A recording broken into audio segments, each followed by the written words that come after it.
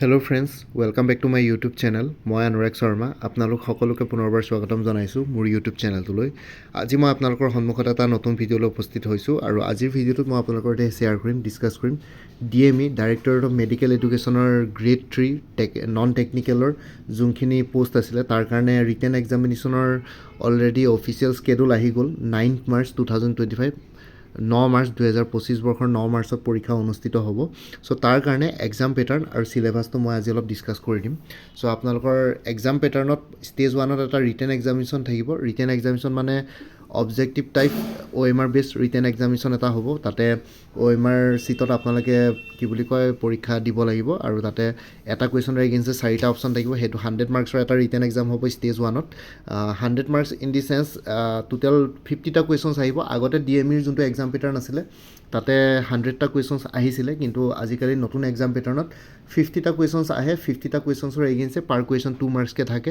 চ' 50 × 2 100 marks. আৰু লগতে আপোনালোকৰ ইয়াতে আই থিংক নিগেটিভ মাৰ্কিঙৰ স্কিম ইয়াতে নাথাকে DMEত। আগতেতো নাছিলে, এইবাৰ যদি কিবা তেনেকুৱা চেঞ্জেছ আহে নাজানো। টাইম দিব 1.5 ঘণ্টা, 1.5 আৱাৰ্ছ। চ' 1.5 ঘণ্টা সময়ৰ ভিতৰত আপোনালোকে 50টা কুৱেশ্যনছৰ এগেইনষ্টে 100 মাৰ্কছৰ এখন ফুল পেপাৰ কৰিবলগীয়া হয়। ঠিক আছে। তাৰপিছত ষ্টেজ 2ত আছিলে স্কিল টেষ্ট বা aptitude test. Skill test, aptitude test মানে পোষ্ট ৱাইজ বেলেগ বেলেগ পোষ্ট, বিভিন্ন ধৰণৰ পোষ্ট আছে গ্ৰেড 3 নন টেকনিকেলত। চ' কিছুমান পোষ্টৰ এগেইনষ্টে কম্পিউটাৰ স্কিল টেষ্ট হ'ব, কিছুমান টেষ্টৰ এগেইনষ্টে কিবা তেনেকুৱা ধৰণৰ তেওঁলোকৰ বেলেগ ধৰণৰ যোনটো ডিপাৰ্টমেণ্টৰ বা যোনটো ছেক্টৰত আপোনালোকে পাব, যোনটো পোষ্ট পাব সেইটোৰ এগেইনষ্টে কিবাকিবি বেলেগ ধৰণৰ স্কিল টেষ্ট, এপ্টিটিউড টেষ্ট থাকিব আৰু সেইটো 25 মাৰ্কছৰ হয় জেনেৰেলি। আৰু লগতে এতিয়া যদি আমি ৰিটেন টেষ্টৰ পৰা ৰিটেন এক্সামৰ পৰা স্কিল টেষ্টত পাবৰ কাৰণে আপোনালোকে এটা পোষ্টৰ এগেইনষ্টে 1:3 ৰেচিঅ' চিলেক্ট কৰা হ'ব। 1:3 ৰেচিঅ'ত মানে জেনেৰেলি 1:3 ৰেচিঅ'ত কৰে। এইবাৰ যদি ADRE নিচিনাকৈ 1:2 ৰেচিঅ' কৰি দিয়ে গম নাপাওঁ। চ' এটা পোষ্টৰ এগেইনষ্টে 3জনকৈ চিলেক্ট কৰিব। আগতে 3জনকৈ চিলেক্ট কৰিছিলে। চ' এটা পোষ্টৰ এগেইনষ্টে 3জনকৈ আপোনালোকে স্কিল টেষ্ট দিবলৈ পাব ৰিটেন এক্সামিনেশ্যনৰ পৰা। ঠিক আছে। আৰু কাট অফ মাৰ্কছ বহুতেই হাই যায়। কাট অফ মাৰ্কছটো যোৱাবাৰ বহুত হাই গৈছিলে, কিন্তু এইবাৰ কিমান হয় নাজানো। কিন্তু cut off marks generally DME পৰীক্ষাবিলাকত হাই যায় আৰু পেপাৰো বহুত বেছিক্স আৰু ইজি পেপাৰ আহে। আপোনালোকে টেকনিকেল পৰীক্ষাটো যোনটো হৈ গ'ল 12 জানুৱাৰীত, সেইটোৰ যদি কুৱেশ্যন পেপাৰ চাই তেতিয়াও গম পাব। বাকী টেকনিকেলৰ যোনখিনি কুৱেশ্যনছ আছিলে সেইখিনি মোৰ লেছ মডাৰেট আছিলে, কিন্তু বাকী কুৱেশ্যনছবিলাক ইজিয়ে আছিলে। ঠিক আছে। আৰু এতিয়া আমি আহি যাম চিলেবাছত। ঠিক আছে। চিলেবাছত বেছিকলি ছাবজেক্টছকেইটা হৈ গ'ল। অবজেক্টিভ টাইপ কুৱেশ্যনছ আহিব, English, general knowledge, current affairs, aptitude আৰু ৰিজনিং। ঠিক আছে। চ' এইকেইটা আহি গ'ল। চ' মই যদি ইয়াতে কওঁ ৰিজনিঙৰ কথা, চ' ইয়াতে ডাইৰেক্টলি ৰিজনিং তেনেকৈ নাহে। ঠিক আছে। চ' ৰিজনিং পাৰ্টটো আপোনালোকে স্কিপ কৰিব পাৰে। ৰিজনিঙৰ তেনেকুৱা ধৰণৰ কুৱেশ্যনছ অহা দেখা নাই। খালি জেনেৰেল নলেজৰ কথা যদি কওঁ, জেনেৰেল নলেজত কিন্তু বহুতবিলাক কুৱেশ্যনছ আহে। জেনেৰেল নলেজত আপোনালোকৰ যিকোনো ধৰণৰ কুৱেশ্যনছ আহি যাব পাৰে। লাইক জিঅ'গ্ৰাফিৰ কুৱেশ্যনছ আহে বহুত। ঠিক আছে। পলিটিৰ কুৱেশ্যনছ আহে। তাৰপিছত আপোনালোকৰ আহি যায় হিষ্ট্ৰী কুৱেশ্যনছ আহে। Assam history, Indian history, geography, polity, economy, social studies বা ছ'চিয়েল ছায়েন্সৰ এই 4টা ছাবজেক্ট আপোনালোকে কভাৰ কৰিব লাগিব। তাৰ উপৰিও আপোনালোকে ছায়েন্সৰ কুৱেশ্যনছ ইয়াতে এক্সপেক্ট কৰিব পাৰে। ছায়েন্স এণ্ড টেকন'লজি, ছায়েন্সৰ physics, biology, chemistry related questions বহুত আহে। ঠিক আছে। DME পেপাৰবিলাকত। তাৰপিছত আহি যায় ইক'লজি আৰু এনভাইৰনমেণ্ট। ইক'লজি আৰু এনভাইৰনমেণ্টৰ কুৱেশ্যনছ আহে। তাৰপিছত আহি যায় আপোনালোকৰ আৰ্ট এণ্ড কালচাৰ। ঠিক আছে। আৰ্ট এণ্ড কালচাৰ কুৱেশ্যনছো আহে। কেতিয়াবা ইম্পৰ্টেণ্ট কিছুমান কিতাপ যদি কাৰেণ্ট এফেয়াৰ্ছত থাকে বা লাইমলাইটত থাকে বা লেটেষ্ট নিউজত থাকে, ঠিক আছে, কাৰেণ্ট নিউজত, তেতিয়াহ'লে সেইবোৰ কুৱেশ্যনছ আহি যাব পাৰে। তেনেকুৱা ধৰণৰ কুৱেশ্যনছ আহে। আৰু বাকীটো আৰু কিছুমান যদি কাৰেণ্ট এফেয়াৰ্ছ ৰিলেটেড কুৱেশ্যনছ কিছুমান আহি যায় তেনেকৈ, আৰু জিঅ'গ্ৰাফিৰ কুৱেশ্যনছো বহুত আহে। চ' তেনেকৈ ধৰণে জেনেৰেল নলেজ বুলি ক'লে মানে বহুত ভাষ্ট হৈ যায়। History, geography, polity, economy, current affairs, তাৰপিছত আৰ্ট এণ্ড কালচাৰ, ঠিক আছে, ecology, environment, science and technology, সেই গোটেইবিলাক পৰ্চন আপোনালোকে কভাৰ কৰিবলগীয়া হয় জেনেৰেল নলেজ ছেকশ্যনটোত। ঠিক আছে। চ' তাৰপিছত আহি গ'ল ইংলিছ। ঠিক আছে। ইংলিছত আপোনালোকৰ আহে জেনেৰেলি ইংলিছত আপোনালোকৰ ধৰক চিননিম আহে, এণ্টনিম আহে।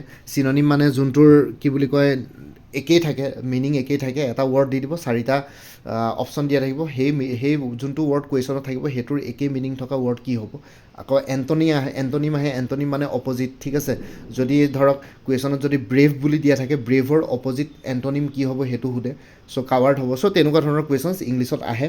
আৰু লগতে ইংলিছ প্ৰভাৱবিলাক কমপ্লিট কৰিবলৈ দিয়ে। ঠিক আছে। মানে এটা কুৱেশ্যন দি দিব, ফিল আপ দ্য ব্লেংকছ থাকে। Strike while the iron is dash থাকিব so' strike while the iron is hot তেনেকুৱা ধৰণৰ কুৱেশ্যনছ আৰু তাৰপিছত আকৌ আহে কমপ্লিট দি ফ'ল'য়িং চেণ্টেন্স আহি যায় কাৰেক্ট প্ৰনাউন দি পেলাই চেণ্টেন্সটো কমপ্লিট কৰিবলৈ আহে ঠিক আছে তেনেকুৱা ধৰণৰ কথা প্ৰিপজিশ্যন দি পেলাই চেণ্টেন্সটো কমপ্লিট কৰিব আহে চ' ইংলিছ গ্ৰামাৰ বেচিকেলি ছুপাৰলেটিভ ফৰ্মতো কেতিয়াবা কুৱেশ্যন সোধে ঠিক আছে ত' তেনেকুৱা ধৰণৰ কথা আৰু ডেডলিয়েষ্ট তেনেকুৱা ধৰণৰ কম্পেৰেটিভ পজিটিভ ছুপাৰলেটিভ ডিগ্ৰী সেই তেনেকুৱা ধৰণৰ কিছুমান আহি যায় কালেক্টিভ নাউন আহি যায় ঠিক আছে থিপছৰ কালেক্টিভ নাউন কি হ'ব পাৰে ঠিক আছে ডগৰ কালেক্টিভ নাউন কি হ'ব পাৰে চ' তেনেকুৱা ধৰণৰ কথা আৰু কিছুমান ফিল আপ দ্য ব্লেংকছো আহি যায় আৰু লগতে আপোনালোকৰ কিছুমান এনেকুৱা ধৰণৰ আহে যে এজন মানুহে যোনজনে মাংস বিক্ৰী কৰে a person who sells meat is called কি হ'ব সেই তেনেকুৱা ধৰণৰ কুৱেশ্যনছ ইংলিছত আহি যায় ঠিক আছে চ' আপোনালোকে প্ৰিভিয়াছ ইয়াৰ কুৱেশ্যন পেপাৰ চালে গম পাব ইংলিছ গ্ৰামাৰখিনি অলপ ভালকৈ চাব লাগিব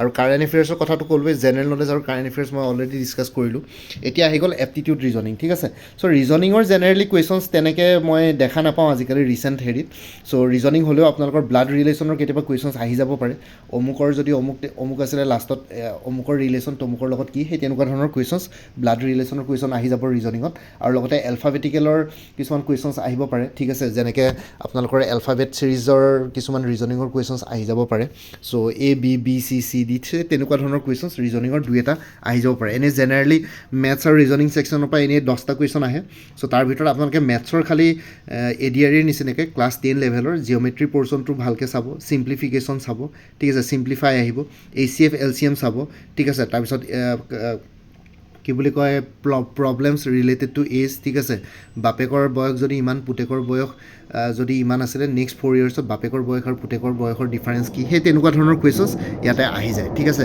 ছাবষ্ট্ৰেকশ্যন এডিশ্যন মাল্টিপ্লিকেশ্যন ডিভিজন চ' সেইবোৰ তেনেকুৱা টাইপৰ কুৱেশ্যনছ আহে তাৰপিছত A and B can do a piece of work in ইমান ডেইজ চ' তেনেকুৱা ধৰণৰ কুৱেশ্যনছো আহে চ' আপোনালোকে আৰু লগতে কিছুমান কি বুলি কয় এয়া ধৰক আপুনি যদি প্ৰিভিয়াছ ইয়েৰ কুৱেশ্যন পেপাৰ যদি আছাম গভৰ্ণমেণ্টৰ চাই যায় তেতিয়াহ'লে মেথছখিনি কমনে পৰি যায় ইয়াতে DMEৰ যোনটো কোৰ্চ আছে তাতে মই মেথছৰ গোটেইখিনি বস্তু কভাৰ কৰিছোঁ মেথছৰ কুৱেশ্যন ইয়াৰ আগৰবাৰ DME হওঁতে 100% কমন পৰিছিলে চ' সেইটো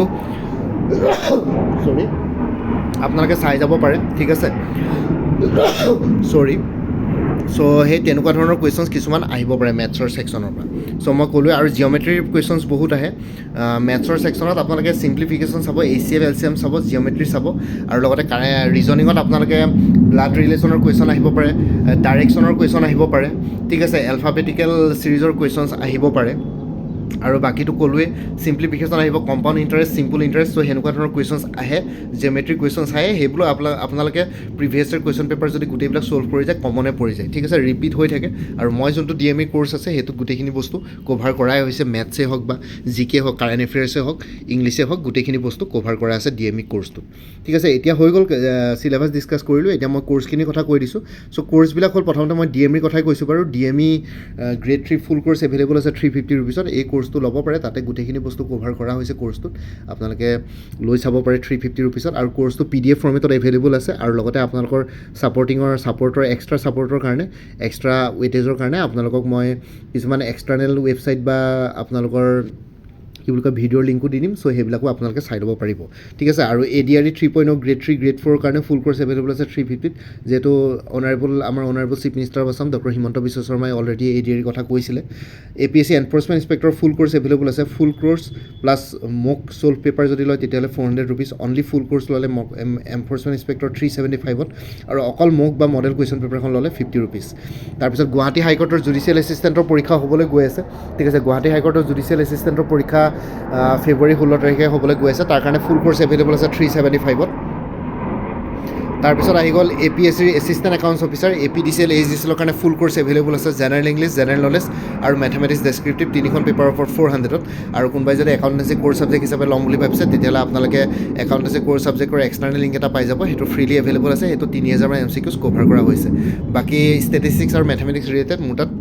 কোৰ্চ নাই বাকী APSC জুনিয়ৰ এডমিনিষ্ট্ৰেটিভ এছিষ্টেণ্টৰ ফুল কোৰ্চ এভেইলেবল আছে 400ত ফেজ 1ৰ ফুল কোৰ্চ জেনেৰেল ষ্টাডিজৰ ফুল কোৰ্চ এভেইলেবল আছে আৰু ফেজ 2ৰ general English plus precis writing ইয়াতে পাই যাব আছাম পুলিচৰ কনিষ্টেবলৰ অন্যান্য পষ্টসমূহৰ কাৰণে ৰিটেন এক্সামিনেশ্যনৰ ফুল কোৰ্চ এভেইলেবল আছে 350ত APSC ষ্টেন'গ্ৰাফাৰৰ ৰিটেন এক্সামিনেশ্যনৰ গ্ৰেড 2 ফুল কোৰ্চ এভেইলেবল আছে 300ত উইমেন এণ্ড চাইল্ড ডেভেলপমেণ্টৰ ষ্টেটিষ্টিকেল এছিষ্টেণ্টৰ ফুল কোৰ্চ এভেইলেবল আছে 350ত আৰু কাৰেণ্ট এফেয়াৰ্ছবিলাক আপোনালোকে লাইফ টাইম পাই থাকিব মোৰ পৰা এবাৰ কোৰ্চ কিনিলে মানে তাৰ কাৰণে কোনো এডিশ্যনেল পে'মেণ্ট কৰিব নালাগে প্ৰত্যেক মাহৰ ষ্টাৰ্টিঙতে এটা ৰিমাইণ্ডাৰ মেছেজ দিলে হ'ল বৰ্তমান কোৰ্চসমূহত কাৰেণ্ট এফেয়াৰ্ছ জানুৱাৰী 2023 পৰা ডিচেম্বৰ 2024 মানে দুটা বছৰ 2023 আৰু 24 দুটা বছৰ কভাৰ কৰা হৈছে কাৰণ কাৰেণ্ট এফেয়াৰ্ছ আপোনালোকে পৰীক্ষাবিলাকত দেখিছে প্ৰিভিয়াছ ইয়েৰৰ পৰা সুধি দিয়ে সেইকাৰণে দুটা বছৰ আপোনালোকে চাবই লাগিব কোনোবা যদি ইণ্টাৰেষ্টেড কেণ্ডিডেটছ আছে তেতিয়াহ'লে হোৱাটছএপ নম্বৰটো জনাওক 9706557851 আপোনালোকক কোনটো কোৰ্চ লাগে কোৰ্চৰ কণ্টেণ্টছখিনি শ্বেয়াৰ কৰিম লগতে পে'মেণ্টৰ লিংক দি দিম পে'মেণ্ট কৰাৰ লগে লগে গোটেই কোৰ্চটো নিজৰ হোৱাটছএপত PDF ফৰ্মেটত পাই যাব আৰু ইয়াতে যোনটো হোৱাটছএপ নম্বৰ দিয়া আছে সেইটো অনুগ্ৰহ কৰি কল নকৰিব এইটো জাষ্ট হোৱাটছএপ মেছেজৰ কাৰণে এভেইলেবল কলৰ কাৰণে এভেইলেবল নহয়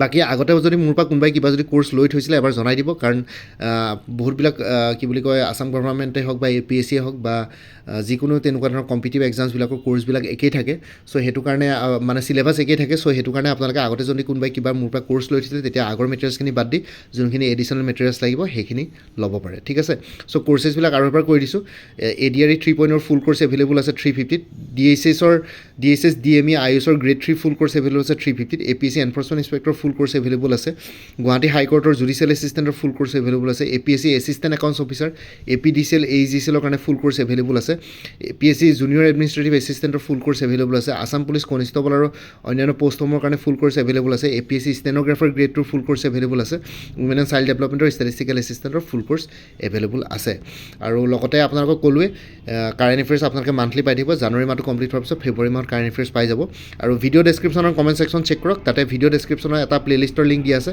DSS DME আয়ুষ আছাম বুলি সেই প্লেলিষ্টত গ'লে এই পৰীক্ষাটোৰ লগত জড়িত সকলো ধৰণৰ ভিডিঅ'ছ পাই যাব লগতে মোৰ আৰু এটা চেনেল আছে অসম IQ বুলি সেই চেনেলটোৰ লিংকটো এই ভিডিঅ'টোৰ ডেছক্ৰিপশ্যনত শ্বেয়াৰ কৰিছোঁ আপোনালোকে সেইটো চেনেলো ছাবস্ক্ৰাইব কৰিব পাৰিব চ' ভৱিষ্যতলৈ এনেকুৱা ধৰণৰ কম্পিটিটিভ এক্সামছবিলাক দিয়াৰ ক্ষেত্ৰত আৰু অলপ এক্সট্ৰা গাইডেঞ্চ পাই যায় বাকী ভিডিঅ' ডেছক্ৰিপশ্যনৰ কমেণ্ট ছেকশ্যন চেক কৰক তাতে কোৰ্চখিনিৰ কথা আৰু এবাৰ উল্লেখ কৰি দিছোঁ আপোনালোকে ভিডিঅ' ডেছক্ৰিপশ্যনৰ কমেণ্ট ছেকশ্যনটো এবাৰ চাই ল'ব পাৰিব কি কোৰ্চেছ এভেইলেবল আছে লগতে হোৱাটছএপ নাম্বাৰটো তাতে দিয়া আছে চ' ভিডিঅ' ডেছক্ৰিপশ্যনৰ কমেণ্ট ছেকশ্যনটো চেক কৰিবলৈ নাপাহৰিব আৰু বাকী আজিৰ ভিডিঅ'টো ইমানতে সমাপ্ত কৰিলোঁ বাকী মোৰ ভিডিঅ'ছবোৰ চাই যদি ভাল পায় মোৰ চেনেলটো ছাবস্ক্ৰাইব কৰি ল'ব আৰু লগতে আপোনালোকৰ যিমানখিনি ফেমিলি ফ্ৰেণ্ডছ ৰিলেটিভছ আৰু চিনাকি এক্সপিৰিয়েঞ্চ আছে তেওঁলোকৰ লগত মোৰ চেনেলটো শ্বেয়াৰ কৰিব লগতে কমেণ্ট ছেকশ্যনত জনাব কিবা যদি কুৱেশ্যন থাকে ডাউট থাকে মই নিশ্চয় আপোনালোকৰ কুৱেশ্যনছ আৰু ডাউটছবিলাকৰ ৰিপ্লাই দিবলৈ চেষ্টা কৰিম বাকী আজিৰ ভিডিঅ'টো ইমানতে সমাপ্ত কৰি আপোনালোক সকলোৰ পৰা বিদায় ল'লোঁ কাইলৈ পুনৰ এটা নতুন ভিডিঅ' লৈ আপোনালোকৰ সন্মুখত উপস্থিত হ'ম তেতিয়ালৈকে ভালকৈ প্ৰিপেৰেশ্যন কৰি থাকক সকলোলৈ অল দি বেষ্ট থাকিলে bye take care friends Bharat মাতা কি জয় জয় আই অসম